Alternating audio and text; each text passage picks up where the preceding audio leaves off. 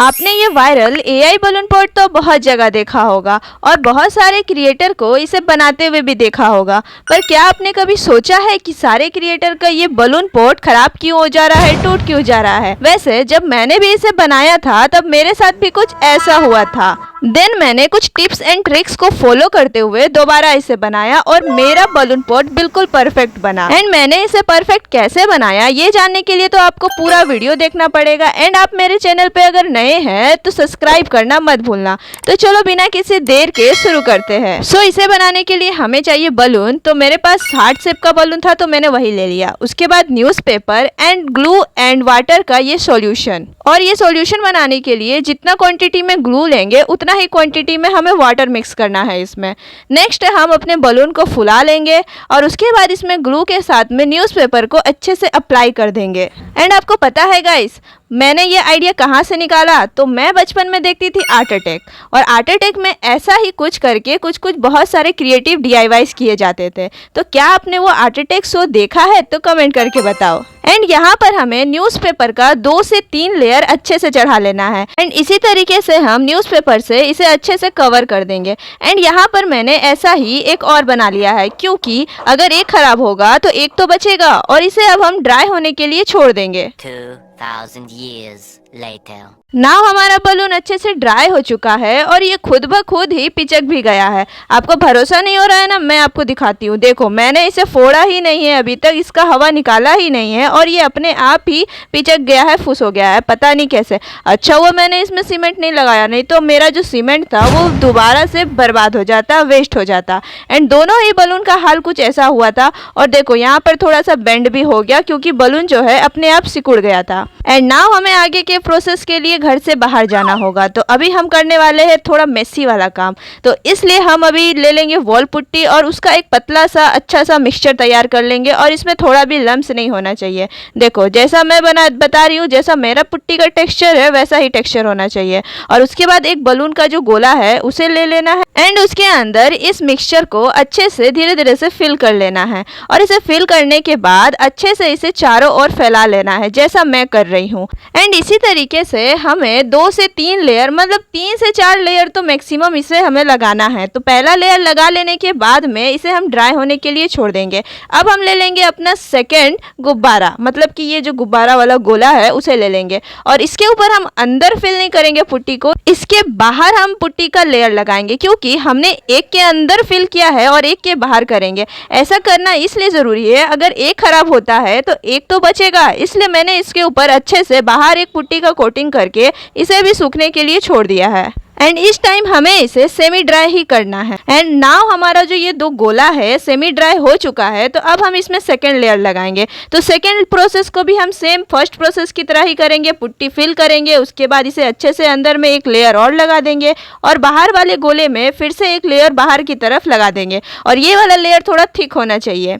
तो इसके बाद इतना करने के बाद हम इसे फिर से ड्राई होने के लिए छोड़ देंगे। एंड इस टाइम मैंने इसे कम से कम 24 आवर्स के लिए ड्राई होने के लिए छोड़ा था और ये अच्छे से ड्राई हो चुका है। एंड नाउ हम इसमें लास्ट लेयर लगाएंगे। तो लास्ट लेयर लगाने के लिए हम वॉल पुट्टी का यूज़ नहीं करेंगे, हम व्हाइट सीमेंट का यूज़ करेंगे। तो व्हाइट सीमेंट का एक पतला सा मिक्सचर बनाकर मैंने इसके अंदर अच्छे से फिल कर लिया है और इसे ही चारों तरफ से फिल करने के बाद इसे ड्राई होने के लिए छोड़ देंगे। और नेक्स्ट वाले गुब्बारे के ऊपर में मुझे इसे लगाना है, लेकिन उससे पहले मैंने सोचा कि चलो इसका जो ऊपर का जो शेप है उसे ठीक कर लेती हूँ। और इसके लिए मैंने इसे कट करके, कैंची की हेल्प से कट करके, इसका जो सर्कल है, इसका सर्कल को मैंने बहुत अच्छे से क्लीन कर लिया, सेव कर लिया, ताकि मुझे बाद में दिक्कत ना हो। देन इसे कट करने के बाद हम इसके ऊपर व्हाइट सीमेंट का एक थिक लेयर लगा देंगे। तो हमें ये लास्ट कोटिंग है, इसलिए इस बार हमें अच्छे से थिक लेयर को अप्लाई करना है। तो अच्छे से थिक लेयर अप्लाई करने के बाद हम इसे ड्राई होने के लिए छोड़ देंगे। और इस टाइम हमें वाटर की हेल्प से इसे अच्छे से स्मूथ कर लेना है। एंड इतना करने के बाद इसे भी हम ड्राई होने के लिए छोड़ देंगे। 2000 years later. सो नाउ पूरे 24 आवर्स के बाद हमारा जो पोट है वो बिल्कुल अच्छे से ड्राई हो चुका है और हमारा पोट बहुत ही ज़्यादा मजबूत बना है, just because of white cement, क्योंकि वॉल पुट्टी से इतना ज़्यादा मजबूती नहीं आता है। अब हमें क्या करना है ना, अपने न्यूज़पेपर को रिमूव करना है। तो इसे रिमूव करने के लिए एक टब में पानी ले लेंगे और उसमें अपने पोट को अच्छे से डिप कर लेंगे। देन इसमें सैंड पेपर की हेल्प से इसे अच्छे से स्मूथ करेंगे और अपने न्यूज़पेपर को बाहर निकालेंगे।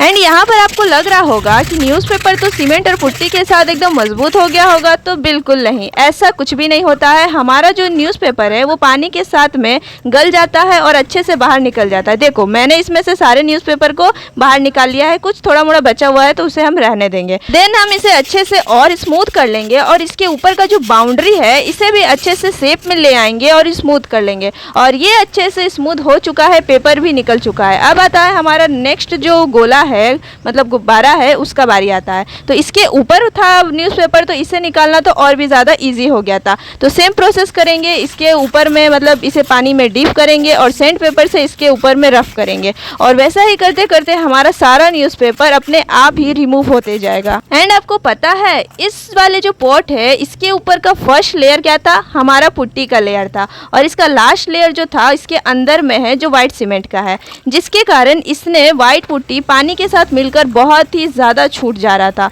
तो मैं तो मतलब कहूँगी कि इसका जो फर्स्ट लेयर है उसे भी हम वाइट सीमेंट से देते तो बहुत ही ज़्यादा अच्छा रिजल्ट आता।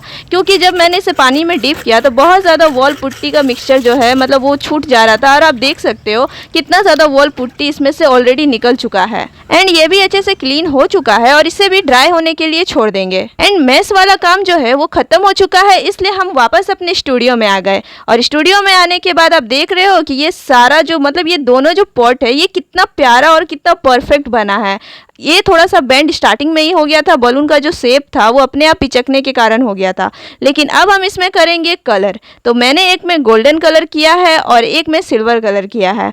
तो देखो मैं जो गोल्डन कलर कर रही हूँ उसके लिए इसमें रंग लाने के लिए, उसमें ब्राइटनेस लाने के लिए कम से कम 2 से 3 लेयर लगाना पड़ेगा। तो एक लेयर लगाने के बाद हम आ जाते हैं अपने सेकेंड पॉट में, और सेकेंड पॉट में हम यूज़ करेंगे सिल्वर कलर, और इसका बस एक ही लेयर काफ़ी है। एंड अगर आपने अभी तक मेरे चैनल को सब्सक्राइब नहीं किया है तो जल्दी से कर दो। और देखो ये कितना अच्छे से कलर हो रहा है। और इसे अच्छे से सिल्वर कलर करने के बाद में इसे हम ड्राई होने के लिए छोड़ देंगे और वापस आ जाएंगे अपने गोल्डन कलर के ऊपर। लेकिन उससे पहले मैंने सोचा कि चलो इसके बॉर्डर में भी गोल्डन कलर कर लेते हैं। और इसके बॉर्डर में गोल्डन कलर करने के बाद इसे ड्राई होने के लिए छोड़ देंगे और अब चलेंगे अपने पहले वाले पॉट में। तो इसमें अब हम लगाएंगे सेकेंड लेयर। तो सेकेंड थर्ड सारे लेयर लगा लेने के बाद में फाइनल लुक कुछ ऐसा आता है। और अब हम इसे सूखने के लिए मतलब ड्राई होने के लिए छोड़ देंगे। एंड नाउ अब ये अच्छे से ड्राई हो चुका है, तो इसके ऊपर हम थोड़ा सा डेकोरेशन कर देंगे। तो डेकोरेशन के लिए मैंने सोचा कि इसके बॉर्डर के ऊपर में थोड़े से मिरर चिपका लेते हैं। तो मैंने यहाँ पर स्क्वायर शेप वाला मिरर लिया है और इसके पूरे बॉर्डर में एक लेयर मतलब एक लाइन से इस मिरर को चिपका देंगे। और उसके बाद हमारा जो पॉट है वो बिल्कुल रेडी हो जाएगा। तो देखो पूरे मिरर को चिपकाने के बाद इसका लुक कुछ ऐसा आ रहा है। एंड नाउ इसे फिर से ड्राई होने के लिए छोड़ देंगे। और अब आ जाते हैं अपने सिल्वर वाले पॉट में। तो सिल्वर वाले पॉट में भी इसी तरीके से इसके बॉर्डर में एक लाइन से ये स्क्वायर शेप वाले मिरर को लगा देंगे। और इसमें भी लगाने के बाद इसका लुक कुछ ऐसा आ रहा है। तो चलो इसके ड्राई होने के बाद इसका एक सिनेमैटिक शॉट भी देख लेते हैं। एंड मुझे कमेंट करके बताना कि आपको मेरा ये आइडिया और मेरा ये AI वाला बलून पॉट कैसा लगा।